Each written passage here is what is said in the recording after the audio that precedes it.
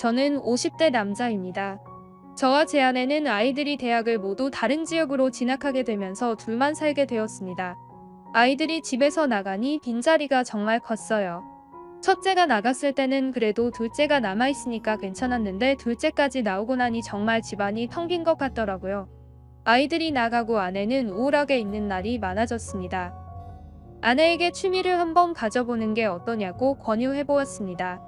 아내는 처음에는 시큰둥하다가 생각해보고 알아보겠다고 했어요. 얼마 안 있어 퇴근하고 집에 갔는데 아내 얼굴이 평소와는 달리 밝아져 있더군요. 무슨 좋은 일 있어? 하고 물어봤더니 아내가 저한테 자전거 동호회 전단지 한 장을 보여줬습니다. 저는 아내가 새롭게 관심 가질 만한 걸 찾았다는 것 자체만으로도 다행이라고 생각했어요. 집에서 힘없이 늘어져 있지 않을 거고 아내 말대로 건강관리도 될 거라고 판단했거든요. 언제 하는 건데라고 물으니 아내는 내일 오전에 처음으로 가서 회원들 만나고 가볍게 타보기로 했다고 했어요.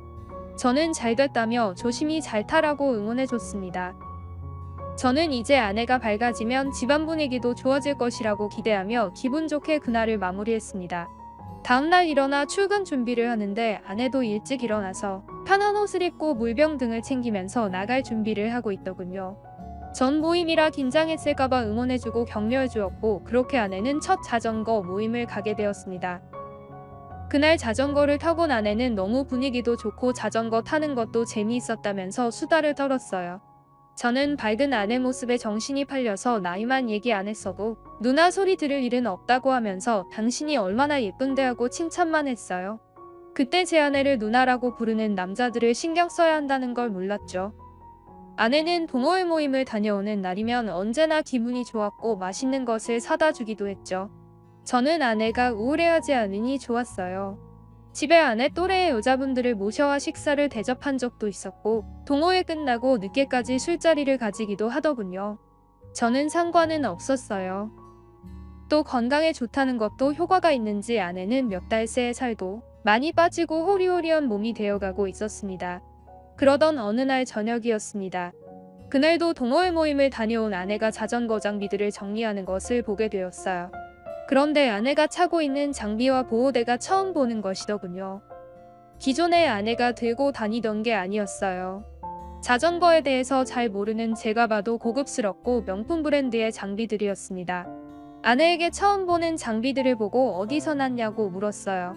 일을 그만둔 아내가 비싼 장비를 살 만큼의 돈이 충분히 있다고도 생각하지 않았고 대체품을 그렇게 막 살 사람은 아니었거든요. 아이들 학비도 있었고 자전거에 아무리 빠졌다고 해도 과소비를 할 것 같지는 않았습니다. 아내는 아무렇지 않게 동호회 동생이 사줬다고 대답했습니다. 혹시 저번에 우리 집에서 저녁 드시고 갔던 동생들 중에 한 분이냐고 물었더니 뜻밖에도 다른 동생이었습니다. 그 모임에 아내랑 누나 동생 하는 남자가 있는데 그 동생이 사줬다고 하더군요. 그러면서 왜 결혼도 안 하고 혼자 사는지 이해 못하겠다고 하면서 말이죠. 누나 동생이라고 하면 남자란 거였죠. 그 후로도 아내는 여러 장비들이나 자전거 관련 용품들을 들고 왔어요. 물론 다 비싼 브랜드의 것들이었고 아내는 늘 한결같이 동생이 선물해줬다고 했습니다. 단순히 비싼 물건들을 들고 와서가 아니라 내 아내가 다른 남자 이야기를 하며 좋아하는 모습에 마음 안 쓰일 남편이 어디 있겠습니까? 저도 그런 마음이었죠. 그때부터 그 동생이라는 남자 얼굴이라도 한번 봐야겠다는 생각이 들었습니다. 그러나 방법이 딱히 생각나지 않았어요. 저는 직장일이 바빴기 때문에 제가 동호회에 가입할 수는 없는 노릇이었습니다. 자전거에 흥미도 없었고요. 그렇게 고민을 할 때 뜻밖의 기회가 찾아왔습니다. 아내의 생일이 곧 다가오고 있었던 것이었죠. 아내는 생일날 동호회 회원들과 캠핑장으로 자전거를 타고 가서 하루 자고 파티도 하고 맛있는 것도 먹기로 했다면서 가기 며칠 전부터 잔뜩 신이 나 있었어요. 저는 바로 그날이다 싶었어요. 아내에게 은근슬쩍 어디 캠핑장으로 가는지 물었고 신이 나서 기분이 너무 좋았던 아내는 어디 캠핑장이라고 다 얘기해 주더군요. 아내의 생일날 아내는 아침 일찍부터 일어나 준비를 하고 나갔습니다. 저는 아무런 내색 없이 잘 다녀오라고 인사했고요. 그날 저녁 평소처럼 회사에 가서 일하고 퇴근하는 집으로 와서 일찍 잠들었습니다. 그리고 다음날 새벽 6시 정도에 일어났죠. 회사에는 미리 휴가를 내둔 상태였고 저는 옷을 갈아입고 밖으로 나가 빵집에 들러 케이크를 샀어요. 그리고 아내가 알려준 동호회가 모이는 캠핑장으로 향했죠. 마침 아내의 생일이었으니 깜짝 축하를 해주려고 왔다는 핑계를 써먹을 생각이었어요. 그럼 아내도 제 의도를 모를 테니까요. 버스를 타고 30분 정도를 달려서 캠핑장으로 도착했습니다. 도착한 캠핑장에는 캠핑카 여러 대와 큰 텐트들이 드문드문 세워져 있었어요. 아내의 동호회 위치를 찾으려고 한동안 걷고 있는데 뒤에서 "어머 형부 아니세요?" 하는 소리가 들리더군요. 돌아보니 저번에 저희 집에서 식사를 했던 아내의 동호회 회원이었습니다. 저는 아내 생일이라서 케이크 사서 깜짝 이벤트 해주려고 한다고 했습니다. 그리고 아내는 어디 있냐고 물었더니 한쪽을 가리키면서 저쪽에 있을 거라고 했습니다. 저는 인사를 하고 아내가 있다는 텐트를 향했습니다. 아내 텐트는 아직 지퍼가 잠겨 있었고 조용했어요. 전 케이크를 내려놓고 조심스럽게 지퍼를 열었어요. 지퍼를 열고 텐트 안을 들여다보는 순간 심장이 멈추는 것 같은 충격을 받았어요.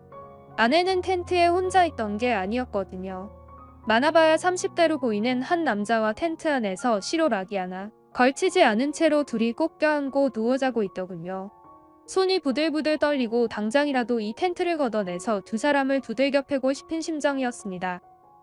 그러나 참아내고 지퍼를 닫은 후 정신없이 근처 화장실로 달려왔어요. 화장실에 들어가 한동안 눈물만 흘러내렸어요. 배신감과 분노의 눈물이었죠. 그렇게 한동안 뒤집어진 속을 추스리고 저는 세수를 하고 밖으로 나왔어요. 어느새 밖에는 사람들이 더 많아져 있었죠. 그런데 아내의 텐트는 여전히 조용하더군요. 주위를 둘러보는데 자전거 동호회 회원들이 있었어요. 저는 케이크를 손에 꽉 쥐고 그 회원들을 향해 다가왔습니다. 그리고 그분들께 제 소개를 했어요. 저는 이를 악물고 말을 이어나갔죠. 제가 아내한테 깜짝 파티를 해주고 싶은데 회원분들이 다 같이 축하해 주시면 아내가 더 좋아할 것 같다며 저를 좀 도와주실 수 있냐고 물었습니다. 모두 다 좋다고 동의했고 제가 사온 케이크에 초를 꽂고 불을 붙였어요. 그리고 다 같이 소리를 죽이고 아내의 이 텐트로 갔죠. 텐트에 도착해 제가 텐트 앞에 와서 살짝 몸을 들어 회원분들을 보고 말했어요. 제가 지퍼를 내릴 테니까 바로 서프라이즈 하고 소리쳐 달라고 말이죠. 저는 돌아서서 침을 꿀꺽 삼키고 조용히 지퍼를 내렸어요. 바로 사람들은 제가 말한 대로 서프라이즈하고 소리쳤어요. 그와 동시에 텐트 안에서 깨악하는 비명이 났죠. 모두가 얼음이 되었어요. 텐트 안에 아내와 그 상간남은 얼굴이 새파랗게 질려서 자기 몸 가리기 바쁘고 여자 회원들은 "어머 이게 무슨 일이야" 하고 남자 회원들은 멋은 아내의 모습을 참아보지 못하고 고개를 돌리더군요. 저는 그 옆에 서서 모든 상황을 지켜보면서 핸드폰을 꺼내 모든 순간을 촬영하고 있었습니다. 그리고 동호회 모두한테 못 볼 꼴 보여드려 죄송하다고 하고 아내는 쳐다도 보지 않고 돌아서서 걸어갔어요. 뒤에서 "잠깐만 여보 잠깐만 내 말 좀 들어봐" 하는 아내의 외침이 들렸지만 무시했어요. 어떤 변명을 하든 제게 통할 리는 없으니까요. 그날 집으로 돌아와서 바로 이혼 소장을 보냈습니다. 그리고 캐리어에 아내의 짐을 챙기고 아이들의 학교 기숙사에 전화해서 급한 일이 있으니 아이들을 집으로 보내달라고 했습니다. 1시간 좀 넘어서 아내가 집 문을 두드리더군요. 미리 제가 잠근 문이었어요. "이 집 내 명의로 되어 있고 당신은 유책 배우자다. 당신 같은 더러운 여자 돈은 필요 없으니까 애들 걱정하지 말고 거기 밖에 짐 싸놨으니 갖고 가라고 했습니다. 애들한테도 다 얘기할 거라고 했지요. 그러자 아내는 내가 미쳤었다고 하면서 누나라고 하면서 잘해주고 좋은 것도 사주니까 그동안 외롭고 오해했던 기분이 다 사라지는 것 같아서 그랬다고 하면서 애들 없이는 못 사니까 제발 용서해달라고 하더군요. 한 번만 용서해주면 평생 잘하겠다고 하면서 말이죠. 그러나 제 마음에는 변화가 없었어요. 저녁에 나가보니 아내는 짐을 들고 어딘가로 갔더군요. 이혼 소송은 아내가 유책 배우자가 되어 진행되었고 저는 위자료는 받지 않겠다고 했어요. 상관없었어요. 어차피 다 잃은 건 아내였으니까요. 좀 의아했던 건 꼴에 자기도 순정은 있었는지 아내의 상간남이 재판장에 나타났던 거였어요. 아내에게 진심이 어떤 건지 양심에 찔려서 그랬던 건지는 모르겠지만요. 밝은 곳에서 제대로 보니 풍채도 좋고 머리도 잘 정리한 걸 보니 아내가 홀린 이유를 알 것도 같더군요.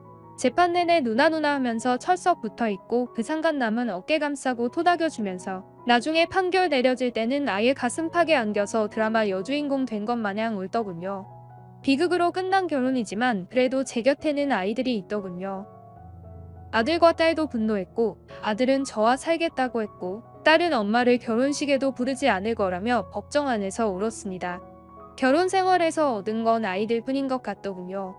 든든한 아이들 데리고 힘내서 다시 살아보렵니다.